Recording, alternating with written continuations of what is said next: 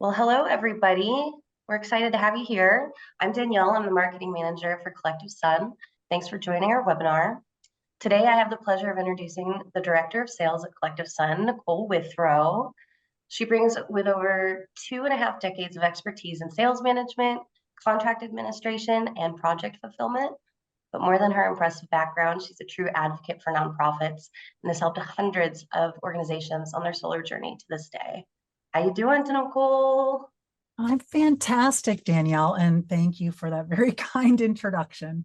Hello, everybody. Before we get to today's presentation, I do want to remind you that this webinar is for educational purposes only and does not constitute legal or tax advice. In today's webinar, we'll discuss the direct pay excessive benefit provision, talk about direct pay timing for 630 year-end filers, offer insights and a tutorial on the low-income communities and energy community maps, talk about financing solutions from CollectiveSun, and then we'll open it up for Q&A. There are lots of great questions were submitted during registration, so thank you all for submitting those. And on that note, we can get started. So for anybody joining the webinar today who is perhaps not familiar with CollectiveSun, we're a solar finance company dedicated to serving nonprofit and tax-exempt organizations nationwide. We've been connecting nonprofits with capital for their solar projects since 2011. While the passing of the IRA brings change to the solar and solar finance industries, as well as more options for nonprofits going solar, our role really remains the same, and that's to help nonprofits navigate their solar journey and to connect them with financing solutions that fit the unique needs of their organizations.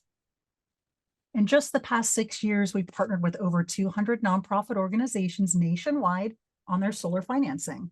Not only are we very proud of that, but as you can imagine, it has made us very familiar with the challenges nonprofits face going solar, as well as the challenges of the solar installation process. It's that familiarity and expertise that has positioned us as an easy button for the nonprofit solar journey. Qualifying for various bonus adders allows a layering of incentives that can help make projects more affordable. If saving 30% was exciting, then stacking additional savings opportunities on top of that through bonus adders can be a game changer for many projects. Our goal today is to continue to help arm folks with resources and engage the collective installer and nonprofit audience we've gathered today in conversation as we all look to improve our understanding of the opportunity to layer additional savings into our solar projects and navigate the tools provided to do so. At this time, I'd like to introduce my colleague, Lee Barkin, Chief Community Officer, CPA by trade, and our resident policy guru here at CollectiveSun. As you've heard me say many times if you've joined previous webinars in this series, breaking down bill text into digestible language is Lee's superpower, so we're in good hands. Without further ado, Lee Barkin, would you be so kind as to kick off today's conversation on direct pay and ITC bonus adder updates? Of course. Thank you so much, Nicole, and thank you, Danielle, for getting us started today. Today's session, we should probably start off with a bit of a level setting of expectations. This is going to be a bit of an advanced course, not a primer or a basics 101. But the good news is we have done those basics and 101s and primers in the past, and you can view those through our webinars. And Danielle, perhaps you can share some of that information in the chat room for the links to view those. But today we're actually going to pick a couple pieces that we've mentioned in the past, but keep coming up again. And we fielded phone calls and inquiries on two particular areas that we want to highlight, some critical areas with direct pay, critical in terms of timing and awareness that really are worth doing a repeat and kind of deeper dive on to specifically address what we consider to be some pitfalls or areas of concern that we're seeing in the implementation and actual deployment phase now that these things are live in many ways. And it's really they're kind of tricky. So if you haven't seen the webinars, almost think of them maybe as a prerequisite to this session. So don't be overwhelmed if you start going, well, hold on, how does this work?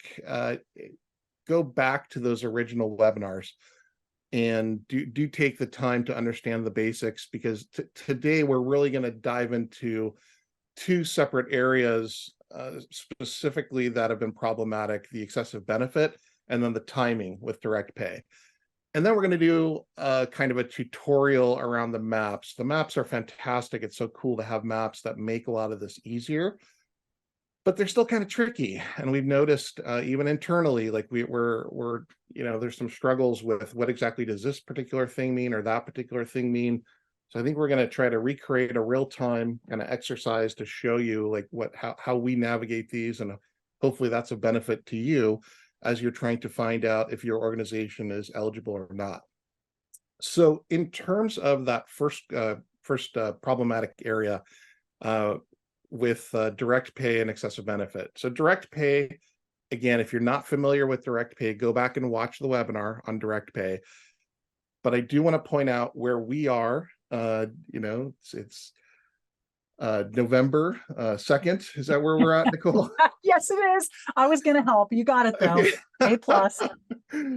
And so we have had guidance and proposed regulations. These are not final regulations. So if you're watching this on a web archive, you may want to double check if the final regulations have been promulgated. And if so, maybe they fix some of these things, which would be great. But if not, if you were, say, filing something today, you have to go with what we know at the time. This is a fast-moving, lot of information's kind of going around, and Treasury's releasing new pieces of information. So do be aware of timing of when you're watching this information. So excessive benefit is this really interesting provision that got kind of slid in there. It is not in the bill text, so you won't find this in the IRA bill, but in the implementation, Treasury promulgated this provision that basically says there is a limitation, a potential limitation to your ability to claim direct pay. So this is literally copied and pasted out of the regulations, and there's this new term called excessive benefits. And they've created this thing called a restricted tax exempt amount. Okay, what is that? If you look in the red box, it says tax exempt amounts, which would be like a grant or a recoverable grant or like a donation. So somebody writes you a check and it's earmarked for solar. And the definition of earmarked for solar is that it's for the specific purpose of purchasing, constructing, reconstructing, erecting, or otherwise acquiring an investment credit property, just solar project. You can think of that as.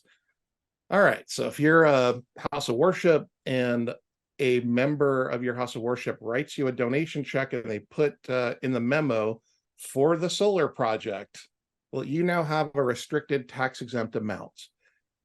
If you just get a grant, that's not earmarked for solar. It's a general operating purposes or, some other purpose not falling under this definition.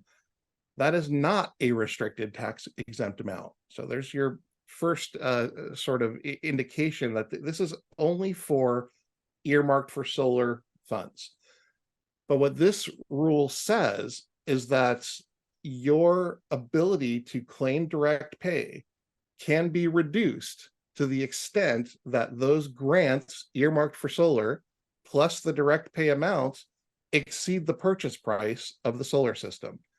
That's a little bit easier to follow in a graph. So let's look at a picture of that. If you have a system that costs $100,000, that would normally entitle or give rise to a tax benefit of, let's say this is 30%. Let's say there's no bonus adders, keep it simple. So you have a 30% tax credit. And let's say you get a grant earmarked for solar. So specifically meeting this definition for the purpose of purchasing, constructing, reconstructing, and so on. So you get this $70,000 grant earmarked for solar. When you add those two together, it's $100,000. You're fine, not a problem. But if you get a grant for $70,001, your ability to get direct pay goes down by $1. So then that would be $29,999 of direct pay, and your ability to claim direct pay is diminished. Okay, so what happens if that generous benefactor comes to you and says, okay, here is a grant for $100,000 and writes in the memo for the solar project, hands you that check. Now your tax credit plus your grant exceeds $100,000. You've basically eliminated the ability to get direct pay. So if someone writes you a check for 100% of your cost, and it's earmarked for solar, you do not get any direct pay benefit. That is the nature of the excessive benefit provision. So a little bit of math here, so some moving parts. But for folks who have gone out and done fundraising and not aware of this, we've already had calls, fielded calls. None of our clients who've been working with us from the beginning on their projects, thankfully, but folks that we're welcome inquiries and happy to help you, whether we're financing your project or not. But we have had some of these calls and inquiries come in, and we had to unfortunately explain that because of this excessive benefit provision, you've now eliminated your ability to claim direct pay, which is really, it's kind of heartbreaking in many ways. So be aware of that. In the regs, if you're scratching your head going, really, is that really the way it works? They gave us an example, and they literally spelled this out and said, public charity gets a grant for $60,000 from a private foundation, and they have a solar project that costs $80,000. So they're going to use $20,000 of their own funds plus this $60,000 grant that's a restricted tax exempt amount. And in their example, in the regs, they're using a 50% ITC because they say they get some bonus adder. So they're thinking they're going to get a 40% direct paycheck back in the mail. But this example points out, well, that restricted tax exempt amount, the 60,000 plus the credit of 40,000 exceeds the purchase price by 20 grand. So they actually reduce it by 20 grand. So a lot of numbers. Let's look at that like in a graph. In this example, they're saying there's a system that costs $80,000. There's an available credit of $40,000. And by the way, if you're a for-profit, you just get the $40,000 tax credit. This is only for nonprofits. So that $40,000 plus that $60,000 exceeds the purchase price by 20 grand. So they say, sorry, we're going to reduce that direct pay benefit from $40,000 to $20,000. And the most you're going to get is $20,000. So you can see, depending on the amount of the restricted tax exempt portion, the grant earmarked for solar, it's possible if they had gotten a grant for $80,000, they'd get no direct pay in this hypothetical example that's in the regulations. So then there are some that are calling this a bit of a trap, because this question comes up about, well, how does the IRS know? Well, in the regulations, they tell us that there's going to be a pre-filing registration portal. We'll talk about that a little bit later. And they list a bunch of things we're going to ask you for, the address and the GPS coordinates and a bunch of things they want. And they reserve the right to ask for more things when this thing's actually released. It's just a basic checklist. And one of the things they put in here is the source of funds used to acquire the property. So there could be, for folks not wise enough to join these webinars and be aware of these updates, like yourself in this audience, there are probably folks out there who are, getting grants, and they're going to go fill out this pre-filing registration form on the portal when it's open, which it still has not been opened.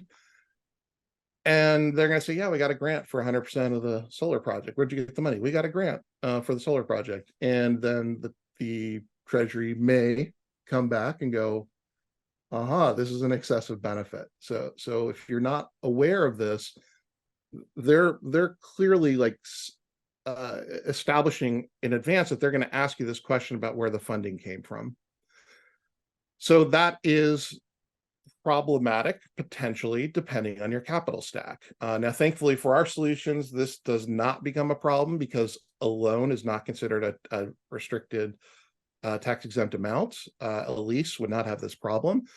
But if you're just out there and your game plan is to go raise 100% of donations to pay for your solar project, be aware that this is a potential caveat that could affect and impact your ability to claim direct pay.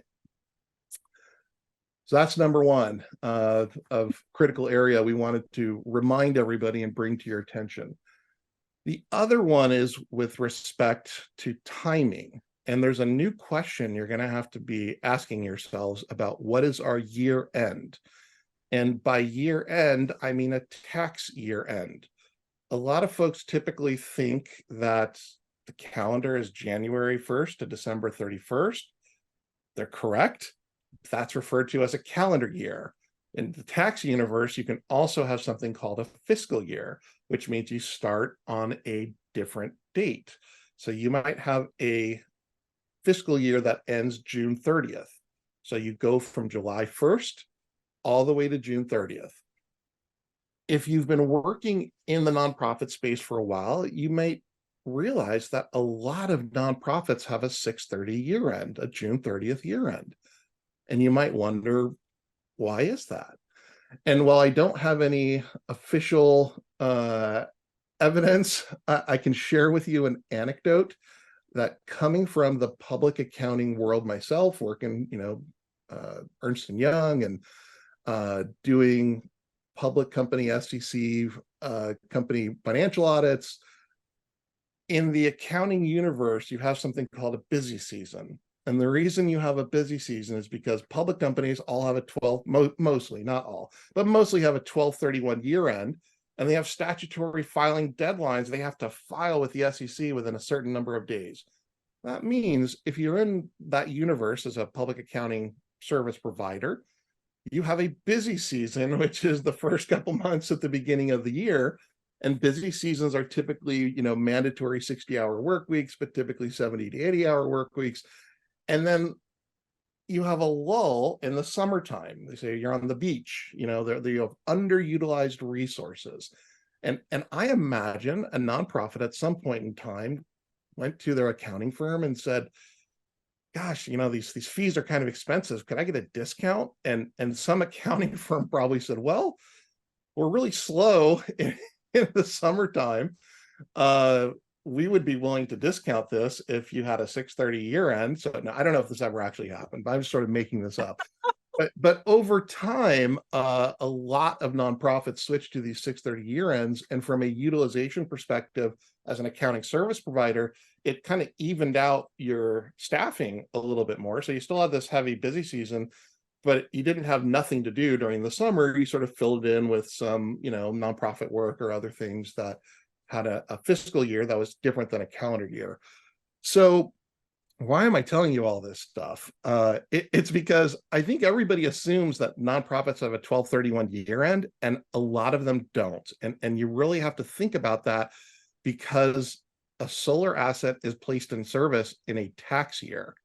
So if you place in service an asset on, July 1st, and a nonprofit has a 6/30 year end, you're in a separate fiscal year, even though it's in the same, calendar year of 2023.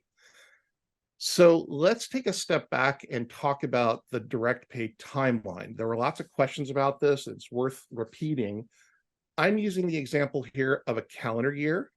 And if, for example, you placed in service a solar asset in calendar year 2023, so January 1st to December 31st, when the calendar year is over, then you have to file a tax return.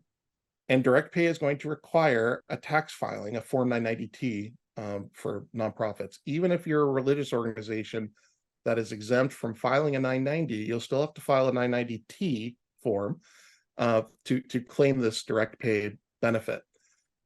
Well, you have until the end of your tax filing period. All nonprofits, that period is 5 months plus 15 days. So if you're a December 31st filer, or year end, then you have until May 15th, that's your tax season, to file your tax return. It's kind of like individuals. We typically have a calendar year, and everyone talks about April 15th. That's 4 months plus 15 days. Nonprofits get 5 months plus 15 days. So a little bit of a little cushion there.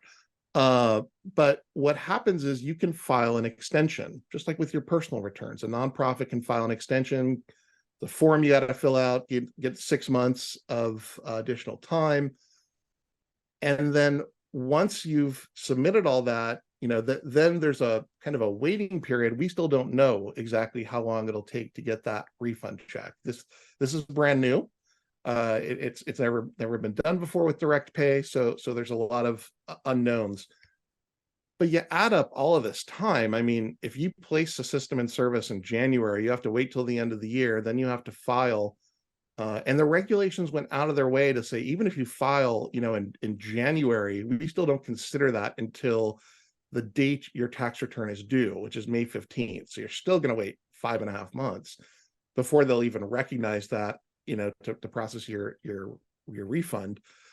And then, layer on top of this, we now have this pre-filing registration portal that nonprofits are going to be required to file before they, or to register on this portal before they file their tax return. And, there's a lot of waiting, and there's potential timing issues. So if you go to the White House webpage on direct pay, you've probably seen this before. This is the example they use to kind of demonstrate the same concept. And that is, in 2023, the project gets placed in service. And then sometime in late 2023 or early 2024, prior to the tax return being due, you have to complete this pre-filing registration with the IRS. This portal is not yet open. Okay, let's take a breather for a moment and say we've covered those two critical things: excessive benefit and year end. And now we're going to kind of shift gears from talking about direct pay to talking about bonus adders. We've had a lot of great sessions on bonus adders. I really encourage you to go back and review the webinar. There's also, the slide decks are there. We post some helpful, a spreadsheet for the domestic content bonus adder. If you ask a Q&A during today's session or asked one during a previous session, we capture all those. And even if we don't answer your question in real time, we sometimes run out of time before we get everyone's question.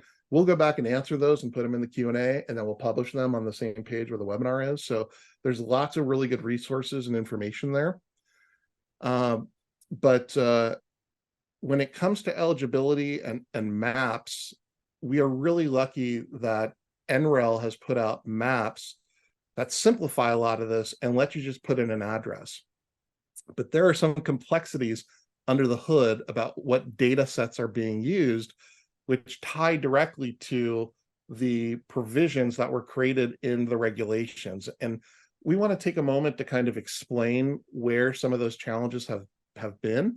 And then we're going to do kind of an exercise and walk you through how we look up addresses and how we determine eligibility, because it's not totally intuitive, and there's some hints and pointers along the way that I think will be helpful.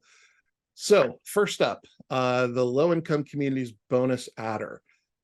The question comes up, what's the definition of a low-income community? And we cover this on our webinar in great detail. But what we want to talk about today is this linkage and connection between the definition of a low-income community and the underlying data set. A low-income community, like any community in our country, is evolving and changing. And sometimes communities are doing really well, and they slide into poverty and into low-income communities. And sometimes the opposite happens, where a low-income community comes out of poverty and rises out. And so it's not static. These things are changing. And so on the right side of this slide, I just, again, copied and pasted out of the regs. And we do have final regulations that are promulgated for low-income communities, bonus adders. And so they're saying that the definition of low-income community is Section 45DE. And that's helpful because Section 45DE is used by other things. We've had other federal programs, new markets, tax credits, is the one we're sort of piggybacking on here, that have already done the work of defining what a low-income community is. And the definition is having a poverty rate in a particular census tract that's greater than 20%, or a median family income in that census tract, which is less than 80% of the area median income. And you can read through in your leisure the details of how area median income is defined. And there are some if-then kind of things, which we don't need to get into here, but they functionally rely upon a set of data that tells us what a poverty rate or what median income is in a particular area or in a particular census tract. And the regs kind of punt and say, well, we already do this with new markets tax credits. And so there's already an entity, the Community Development Finance Institutions, which is essentially a lending institution that's chartered by the Department of Treasury. So it was already kind of in-house. And they said, look, you already have maps and you already have data. So just piggyback on what they're doing. Use the new market tax credit maps. Okay, well, that's codified. I mean, it's literally, specified in here that, we're utilizing the NMTC program, and you can find these maps here. But what happens as time goes by and things change? So this final regulation came out on August 10th. And on August 10th, the most current data set was the 2011 to 2015 ACS low-income community data. So they list it right here, like in the regs, and they say you use this data to determine if something is low income or not. But what happens if that changes? And you say, okay, well, if CDFI fund, adopts a new data set, if it's updated, then you can choose either this 2011, 2015 data or the new data when it becomes available. And you can use that old data for up to a year. So the 2015 data, and the 2011 to 2015, people just refer to as the 2015 data. The 2015 data is what existed on August 10th. And then, wouldn't you know, on September 1st, CDFI fund came out and said, guess what? We're using the 2020 data. We're now updating 2016 to 2020. So if you go back to these rules, they basically say, okay, well, if it's updated, you can use the old data for up to a year. You can rely upon it for up to a year. And then the new data, you're going to rely upon it until the next one comes out. Now that's going to be, 5 years from now. So we're okay for a little bit. But today we're in a bit of a transition period. So there were a lot of folks who were going to these maps, in August and September, and were not aware of these changes. And they decided, oh, I'm not eligible. And they kept going. So we're encouraging everybody, go back today and look again, because now you have two sets of data. You have 2015 data, which is only good for a year. And it's a year from September 1st, 2023. So up until end of August on 2024, if you qualified under the 2011 to 2015 data, you can still get that, application in and potentially qualify. And if you're using the 2020 data, now you have another 5 years. So that's critical. And you might be wondering, like, gosh, isn't all this kind of stale anyways? I mean, we're at the end of 2023 and we're just now using the 2016 to 2020 data. I mean, that's fair. Like, this also wasn't new information, because where does that data come from? Well, it comes from the Census Bureau. And the Census Bureau, published their statistics in March of 2022. So why it took from March of 2022 to September of 2023, I don't know. I'm sure that is a process and it's involved, and these are huge data sets. But there should be some advanced warning system that tells us when the next data set comes out, it's going to take a while for CDFI fund to, make that official. But once CDFI fund makes it official, not anyone else using this data, the regs specifically reference new market tax credit and CDFI fund.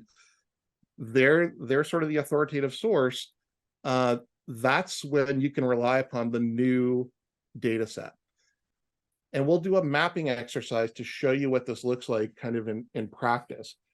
But it means again, if you, a couple months ago, you looked on the map that was provided by DOE and it said you're not eligible, it's possible that in 2015, you were not eligible and the community may have experienced, a decline into poverty. And in 2020, it is eligible. And if you went back today, you could discover it's actually eligible. So depending on when you did that review and this data kind of shifted under the hood, you now have a kind of second bite at the apple, if you will, to go back and check it. And conversely, if you went a while back and you said, oh, we're eligible, we're good. If hypothetically speaking, you were eligible in 2015 in that community and that community rose out of poverty and is no longer eligible in 2020, well, now you have a shot clock. You have to get your application in by end of August 2024. If you don't, you're no longer eligible. So if you come back in 2 years from now and you're like, okay, I'm ready to do my project, you may not be eligible.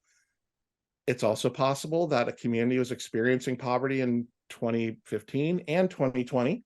And so you'll be able to identify that. And we want to give you the tools to kind of understand that. But before we can go to the maps, you really have to sort of grasp why this matters and what's happening under the hood, that there's two data sets. And the reason there's two data sets is because, communities are evolving and data changes. And so you have to understand those mechanisms so you can determine eligibility accordingly. One other area we're going to do an example of is with energy communities and that bonus adder. This one has 3 different categories, and watch the session on energy communities to learn it all about this. We're not going to go into super detail, but I just want to point out this category 2 for statistical area. This is with MSAs and non-MSAs. It had this 2-part definition, and one of the steps is that this MSA or non-MSA had to have an unemployment rate at or greater than the national average. Unemployment rate is in and of itself also another set of data that changes. It's not static. Unemployment changes. And this one changes every year. So the Bureau of Labor Statistics publishes these typically in April. And then this year, it was delayed and they said this will come out in May. And then they didn't update the map till June. Like there were some delays. And the regulations here, well, actually, this is still guidance at this point for energy community. So the guidance says, well, once it's published, we will publish more guidance. So they're not pointing to CDFI fund or someone else. They will publish additional guidance when they absorb the data from Bureau of Labor Statistics. And they did that this year in June. And they said that data is good until we publish the next one. It's still kind of unclear. And I hope this gets worked out in the proposed guidance and final guidance. The proposed regulations and final regulations when they get released. But we don't know if there's going to be a grace period or not. So it's a little bit tricky. We're in a situation today where we have a map, and that map has unemployment data that the guidance published in June. It's data from 2022, from last year. And that data is good until next year when they'll publish the 2023 data. But we don't know if that's going to be in May or if it's going to be in June, or if there's going to be a grace period like we have with the low-income community credit. That is unknown at this point. So just be aware that there's a shelf life on eligibility if you're qualifying under this option category 2. And as I mentioned, that's because unemployment rates change, and they're using data that's released mid-year and it's updated every year. So that means the maps are going to change every year as we kind of go forward. And, the strategy here is you want to begin construction on a project to be able to claim this eligibility for energy community. So if you're eligible, get your project started. Just don't delay. That's the simplest way to avoid a pitfall when it comes to eligibility for projects. Okay, gosh, that's a lot of information. And I think, it's like pictures are worth 1,000 words. Nicole, I'm going to ask for your help a little bit here to walk us through a mapping tutorial, because you're talking with nonprofits all day long, and organizations, and I know you run these like constantly, so maybe I'll sure drive do. and we can talk through this. But All I right. started off with looking up a list of museums. We do museums, we do cultural institutions, we do lots of different nonprofits. But I tried to find curious museums in the country, and I came across the Museum of Bad Art. And I've not been to the Museum of Bad Art, but I scrolled down and it looks like they have a new gallery in Boston, and it is conveniently located at the Dorchester Brewing Company, which I've not had the pleasure of visiting the Museum of Bad Art. Nicole, have you? I haven't, but I feel like there might be a work road trip in the air. That There sounds might be. Yeah, Matt will be thrilled. Yes. But what would happen if the Museum of Bad Art called you and said, we want to put solar on our roof? Are we eligible for the low income community bonus adder? I would absolutely take that address and pop it into the mapping tools. Mapping tools. Okay, so here's this URL, and where do I start? I don't know, but why don't we start with that legend? What do you think about that? I think there's some really important information over there. If you're okay with that, Please. I would just remind everybody, since we've got two maps, two different bonus credit program opportunities, and one is allocated, the one we're looking at now, and the other one is not allocated. So this one is identify if you're eligible to apply, is the way I like to think of it. So Right. I would go to that little spyglass and put the address in. Okay, so up here you Yeah. can search. All right, so I can search, and I'll do Dorchester Brewing Company. Okay, here we go. And click on that, and wow, we are zoomed in. Let me back this up a little bit. So this is, let me click on the census. This is the census tract here. This sort of outlined area. Yes. All right, so what are we looking at here? So the first thing we see is category 1 eligibility, and that is actually the purpose of this map. It gives us, in the legend on the left, category 1 eligibility is depicted by being highlighted in green. You notice there's a lot of different green colors. So we can see that the way we get to these other green colors is through these additional selection criteria or geographic options. So if we look at the details there, it tells us that the project is eligible under the 2015 data. So that is a little bit of a call to action, meaning they need to apply by August 31st of 2024. Were there any other options or opportunities with that one? So I don't see just that here. Yeah. It looks like that's the only one that That's comes it. up. Okay. What about if you're next door? Like, let's say All right, you're let's click next over door. Oh, here. here we go. All right, So- what's this 1 of 3 mean? So 1 of 3, it's going to tell us whether they are, so we know they're eligible because they're green, and that's going to tell us what the other additional selection criteria are. If you click the arrow, so first we have the census data. They qualify, if you scroll down, they qualify under the 2015 data. So the arrow will take us to the next bullet point. They also qualify under the 2020 data. So they have a nice open runway. They're good for through the next set of, what is it, another 5 years? That's it, yeah. That's it. And then if you click that arrow, again, does it take us back to the kind of home page, if you will? Is that what happened? Yeah, so they're like 3 different cards, basically. Yeah. If you see a thing here, that's Yes. okay. So they also had another layer here. So this is the geographic option 1, which identifies areas where there is, how do they define it? For The environmental disadvantage in the justice. energy, yes, in the Yep. energy burden category, correct. So that's kind of the A-list opportunity that we talked about in our webinar, just going over low-income communities bonus adder. It's that element that can kind of prioritize this application or get them to the front of the list, having one of these additional criteria, either option 1 or option 2, and sometimes both, can just kind of push this application towards the front of the line, if you will. Okay, so just recapping, additional selection criteria is the ability to get priority treatment, like the front of the Yes. line, so to speak. And just eligibility, this is whether or not you're eligible, this is whether or not you get special treatment. Right. For You've got to start there. You've got to be green first. got to be green first. All right. Yes. So hypothetically, if you're just purple, what does that mean? It means you don't qualify to apply for this bonus adder program. It does identify, though, that you are in one of those community justice areas, but that is not a qualifying or eligible applicant for this. Just purple is not. Got it.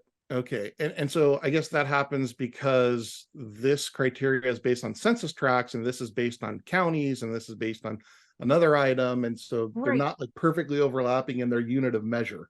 Correct. And you can see we have all these different map layers underneath these different categories. Below that, we see map layers. You can toggle them on and off if you're trying to see what the different color combinations look like. But, you know, all these layers for the entire country are layered on top of each other. So in some cases, yes, you're going to be purple, but without the green, which is that category 1 eligibility, excuse me, to apply for this bonus adder, which is the place you got to start, green first, and then layering additional opportunities to kind of get to the front of the line, if you will. Okay. So I don't know this community. I think this is in Boston, right? Yes. So this community, this census tract here, this is a good example of a community that experienced poverty in 2015 and continues to experience poverty in 2020, whereas our Museum of Bad Art is in a census tract that experienced poverty in 2015 and seems to have risen out of poverty.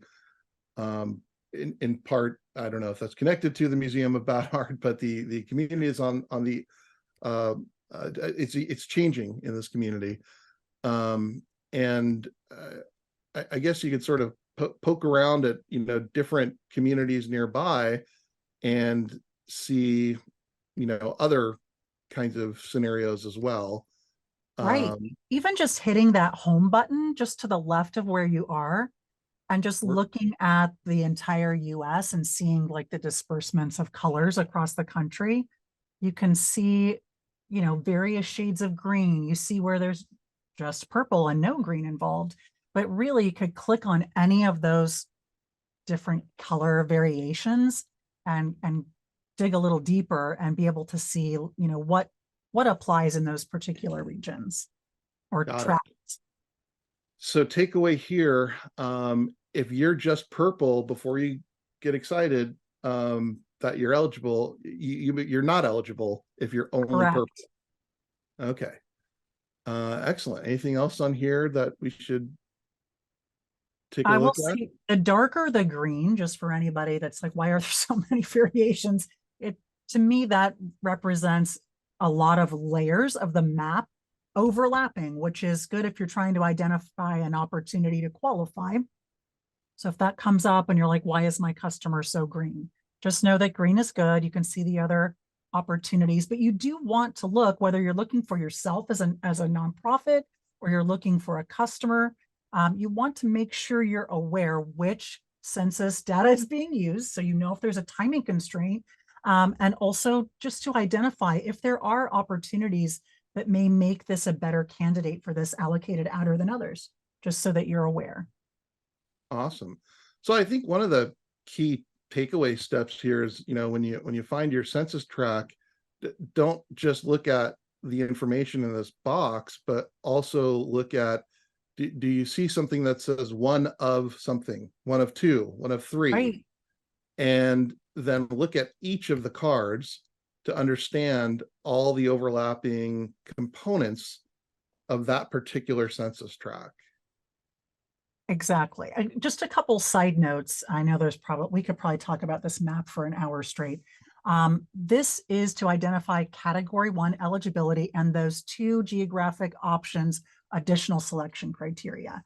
The other categories, category 2, 3, and 4, you're not going to find this map helpful in that scenario. And Indian lands are not shown on this map. The first time you open this map, you'll see that in a statement. Just as a side note. Okay, kind of like the energy community. Yes. Also, this doesn't have everything that you need. Right. So certain sites are not on here. And if you're looking for brownfields, you're not going to find them on the energy community tax credit bonus map. This tool is great though. And Lee, I just want to point out right now you have toggled off the MSAs and non-MSAs that only meet the fossil fuel employment threshold, which technically they don't qualify as an energy community. And I was just going to suggest in this tutorial that anyone who's strictly looking for anything returned in that little search bar to show eligible properties, you can toggle that off just like Lee's done for his. But before I say that any color that you return when you search this map is success as far as qualifying for the energy community tax credit bonus, that only applies to the top 3 colors, that kind of yellowish peach color, the orange color, purple color. Unlike the map we just looked at for low-income communities, this is a lot more straightforward. If you put an address in that search bar and it comes back, I'm calling it peach, the light peach color, orange or purple, you qualify for this bonus adder. That's an extra 10%. There is no other application that needs to be completed. You're not eligible to apply in this case, you're eligible for it. Now, if you return this kind of pink color, that is not a qualifying opportunity for the energy community tax credit bonus. I highly recommend if you are in a position like we are, that you're searching these all day long for various customers and you just want to see, everybody that's qualifying, you can toggle that off. It's the bottom layer under map layers, MSAs and non-MSAs that only meet the fossil fuel employment threshold. Remember, that was a 2-prong qualifier, and this is missing one of those. So just to kind of recap here on this legend, this green is good and purple does not qualify, but on this map, purple qualifies. And all of these. All qualify. of them, yes. Yeah. Okay. Except for that pink, so toggle that off. You did, thank you. Yeah. Okay, so it takes a little bit of a thought to kind of go through and identify what is eligible and what's not. And is it just me, or is there a lot of parts of the country that are eligible for energy community bonus adders? There are lots of parts, and it's like swaths, right? It just kind of goes along the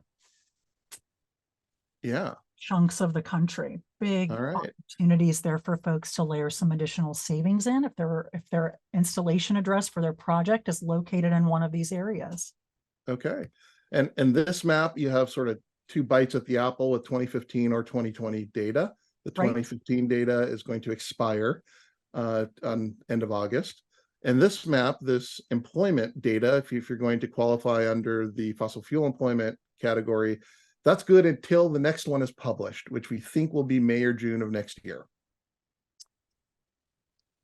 Excellent. There's a little bit of window that you have there. No. Okay. Wow. Well, that was great. That was super helpful. And I'm guessing this is a good time to transition into some solutions. Yes. Talk a little bit about how CollectiveSun can help you with your project. That's right. Officially Nicole Withrow's favorite part of the conversation. So through our Sun for All Solar Fund, CollectiveSun offers solar loans and solar leases to nonprofits nationwide. Some of our recent Sun for All projects include San Diego State University, United Way, and also Habitat for Humanity. And with that said, I'm going to go ahead and look at the Sun for All solar loan. So we'll lead with that. The Sun for All solar loan. This loan was designed not by big banks, but it was designed for nonprofits by nonprofit professionals with interest rates that are based on community impact rather than FICO score. So if you're uncertain what is meant by the term community impact, it just means what's the mission or the valuable work that a nonprofit is doing in the community. What are the features of the loan? So we've got a loan with a 10-year term. We have a payment holiday during construction, and that just means no payments while the system's being built, no prepayment penalties, no collateral beyond the solar equipment itself. The loan is secured by the solar equipment, is another way of saying that. We designed the loan for organizations that intend to take advantage of direct pay. So by its very design, the Sun for All solar loan is direct pay ready. What does that really mean? So we provide 100% of the installation costs. You've got a significant direct pay tax rebate coming. It may be 30%, 40%, 50%. It's coming at a future date, but your installer is not likely to accept an IOU while you wait for that rebate to arrive. And Lee mentioned earlier, there are timing considerations here, right? So you need a loan that provides 100% of the installation costs. And the Sun for All solar loan achieves that by providing gap or short-term financing for the anticipated rebate amount, long-term financing for the remaining installation costs, and we roll that all into one simple to understand loan with a set payment. And when you do receive that rebate, you remit that to us to pay down the loan. The term length for the Sun for All solar loan, I think I got excited and led with that. It's up to 10 years, and currently interest rates start at 4.99%. So if you're a nonprofit and you choose the Sun for All solar loan, your organization will own the solar equipment, be responsible for negotiating your contract with your solar installer, provide your own project management, and be responsible for timely filing all associated direct pay tax filings. All right, so what about the lease? Internally, we refer to this Sun for All solar lease as an easy button solution for a reason. CollectiveSun does the heavy lifting to secure affordable financing and make sure the project is built properly. We don't get paid until the project is built and generating savings for the nonprofit.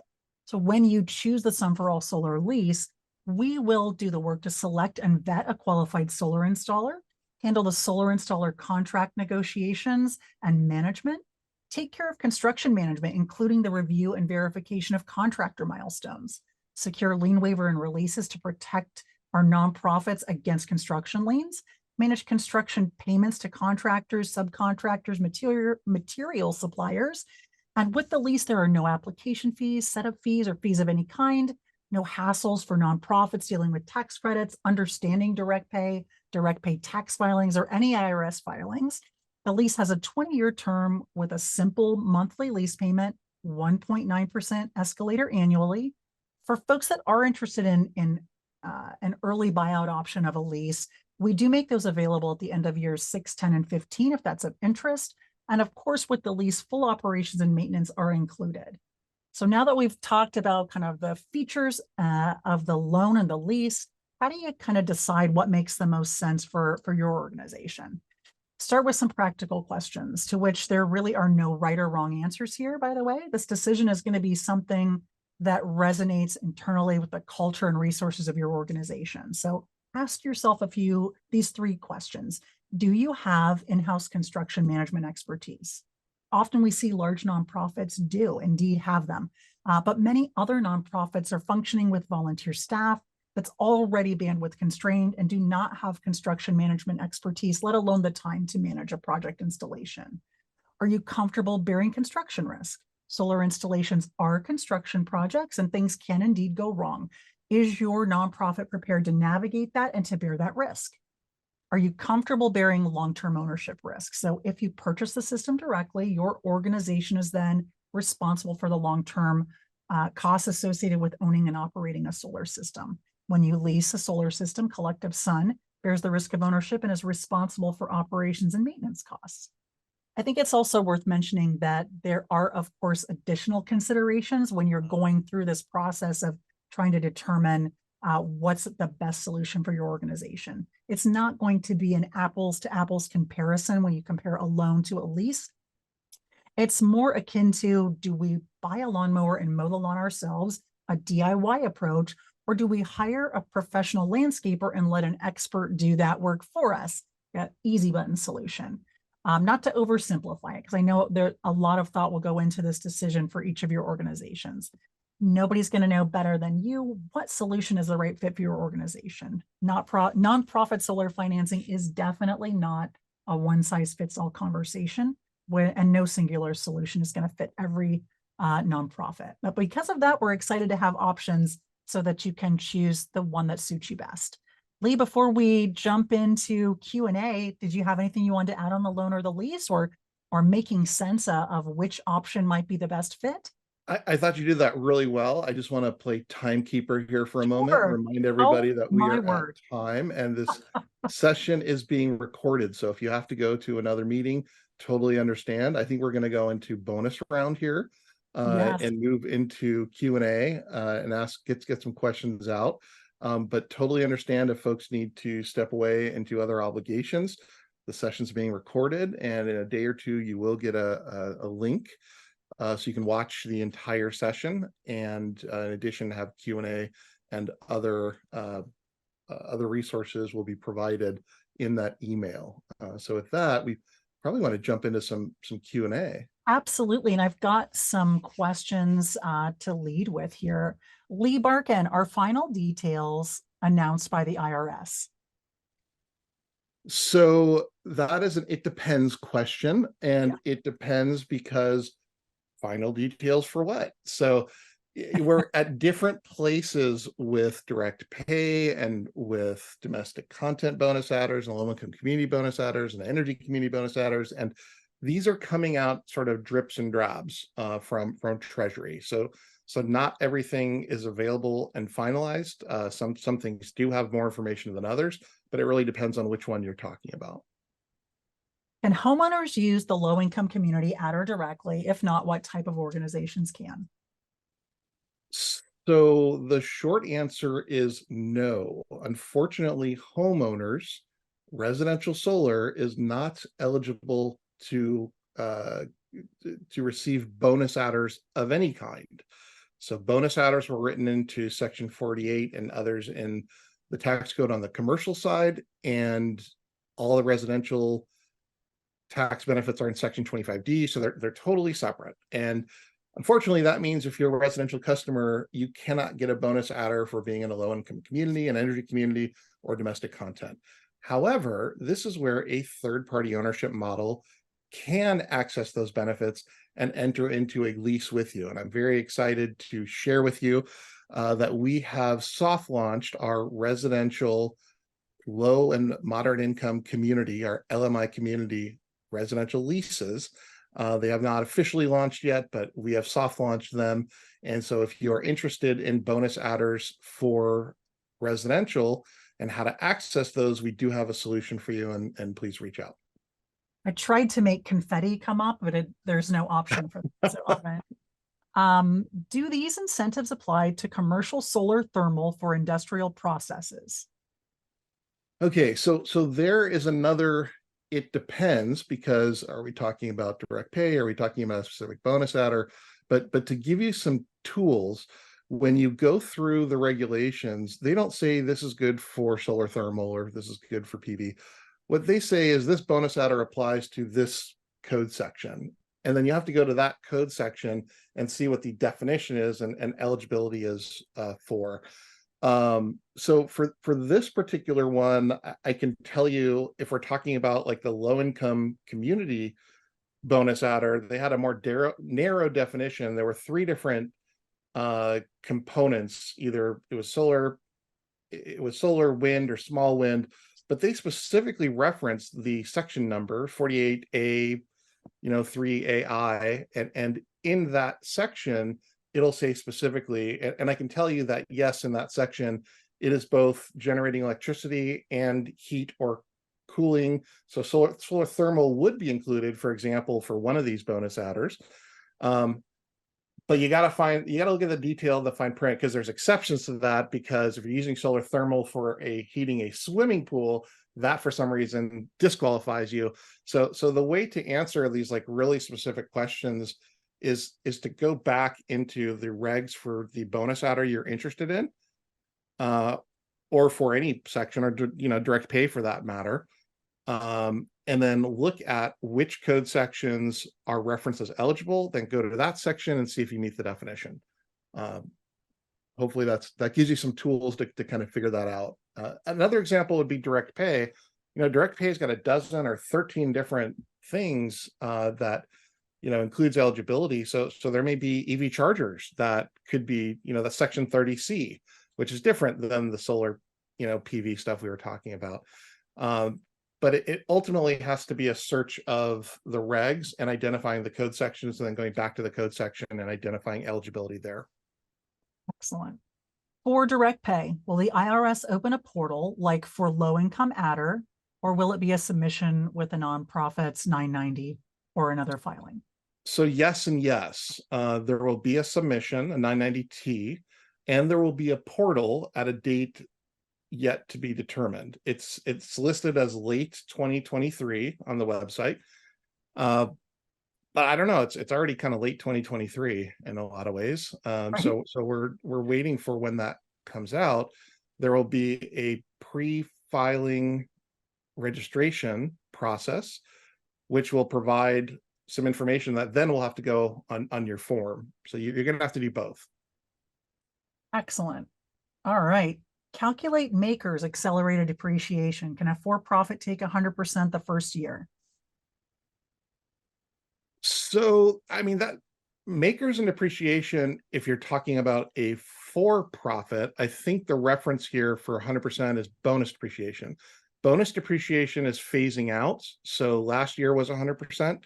This year is actually 80%. Next year will be 60%. But that's only for a for-profit. A nonprofit, it's kind of an irrelevant question because you don't have taxable income. Anyways, you're tax exempt by definition. So I wouldn't worry about that piece of it for nonprofits. Is there an exchange set up for the transfer of tax credits? Okay, so this is a question about transferability of tax credits. That's something new. That's in the IRA bill. The short answer is yes. I've seen 2 or 3 emerging portals. So far, they have been pretty limited to very large projects, tens of millions of dollars in transactions. I've not seen small projects yet, but I hope that we will see those. I do need to point out, though, that transferability of tax credits, by definition, is not available if you're direct pay eligible. So if you're a nonprofit, you get direct pay. By definition, if you're eligible for direct pay, you do not get transferability. So I'm not sure where this question was coming from for transferability, but if you were thinking as a nonprofit of relying on transferability, don't, because that's not an option available to you. Unfortunately, that's very clear in the regs. All right. Has guidance on the 10% domestic content adder come out, and how do we figure out which components qualify? Yeah, that was one of the more tricky areas. And if you go back and watch our webinar on domestic content, you'll understand the complexity. There's been a lot of pushback on that because it's so complex. It's functionally, nearly impossible to qualify. It's very hard to be eligible. So there's a lot of conversation that some of that's going to change when the proposed regs and ultimately the final regs are released by Treasury.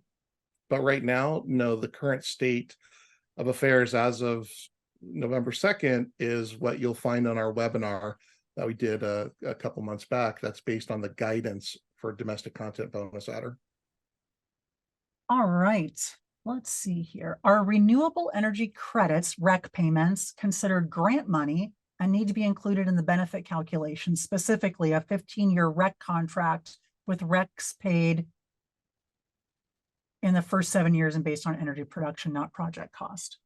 Yeah, so that's a really good question, kind of facts and circumstances specific. I'm guessing this person is located in an East Coast market that has SRECs that are available. So I would go back to the definition of restricted tax exempt amount. So if that's income is tagged as taxable, then it's not restricted. If it's not taxable, then it's restricted, and you're going to have to kind of go on that basis. But if there's an exchange, the intangible attribute is being sold on a typically 10-year strip in advance to a broker or somebody else. I think that area needs to be looked into a little bit closer, but that doesn't strike me as a grant per se. If that transaction was occurring, with a for-profit entity, it'd be, certainly be revenue and income. But I think that one's worth looking at closer. But I'm leaning towards that it would not be restricted tax exempt amounts. We've got a theme going here. So how about tax exempt lease purchase agreements that have been used to borrow money to pay for the solar? Yeah, so this is a big area, particularly for municipal and government entities. So if you have schools floating like tax exempt bonds, they're going to be ineligible. And that could be really problematic. And you're going to have to look carefully at your source of funds for the project, which will need to be reported. And I neglected to mention that when you do go to that pre-filing registration portal, they have also specified you're gonna have to sign this under penalty of perjury. So you want to be very accurate on the information that you provide on those forms. And that means in this particular case that, the projects are going to be deemed ineligible if they're using restricted tax exempt amounts. How are SCHIP grants treated in the excessive benefit qualification? Yeah, another really good question. So again, you got to go back to this definition. Are those considered taxable or not taxable? And look at every single rebate. You're going to have to go through this analysis. This is an issue also for establishing tax basis, for which the ITC is eligible itself. So there are going to be some more case-by-case specific questions that are going to pop up as this starts getting implemented. If a nonprofit gets a loan equal to the cost of the project, not a gift, then does your tax credit still get cut back? No. Nope. So you're fine. Right. Yeah. So if you get a loan, that's not considered tax exempt income to your organization. So for loans, leases, any of our products, that would not affect your ability to claim direct pay. Again, with our loan, the nonprofit is the owner, they claim direct pay. With our lease, we, CollectiveSun Foundation, which itself is a 501c3, claims that tax benefit. So we can get the direct pay. And then you don't have to worry about any of that headache or overhead or any of these questions. It's more of an easy button kind of approach. Let's see here. For projects put in service between January 1st and June 30th, can't these qualify for direct pay in the following tax year, or is it lost altogether? So if it's depending on what year, if it's placed in service from July 1st of 2022 until June 30th of 2023, then yes, you would claim it on your filing in November of 2023. If you miss the June 30th deadline, then you're in the next tax year. So your filing would be for after that tax year is over, 5 months and 15 days after that. So you only lose it if, for example, you place the system in service in a particular tax year, then you file your tax return, and later you try to claim it on a future tax return. Like, you won't be able to do that. And you cannot go back, like in an amended or something. They specifically called that out as well. Okay. Do you want to take some more? Oh, sure. We can go double bonus round. Are there more? I feel like we have exceeded the time. We definitely, if you're still on Yeah. this webinar, you are a true diehard. Kudos to you. If you're watching the web archive this long into the session, you get a super secret accounting handshake sort of instruction, because You are a trooper. So are there other questions, Nicole, that are There are other questions, and just as we always do with webinars, we will do our best to answer these questions in the Q&A transcript. Boy, that was difficult to pull up there. That comes with the recap of the webinar. So you get the recording, the Q&A transcript, any questions we didn't get to, we'll do our best to answer at that time. And even if you didn't ask a question, I strongly recommend check out the Q&A transcript. It's a goldmine of information. You find out answers to questions you didn't even know you had, but it's always very helpful. Again, there were, I think Lee, you already mentioned, the recap come out in the next couple of days. So I think other than that, there's nothing left to do, but thank Danielle for all her great work and encourage folks to reach out directly at CollectiveSun.com or through the addresses on our slide there. Thanks, everybody.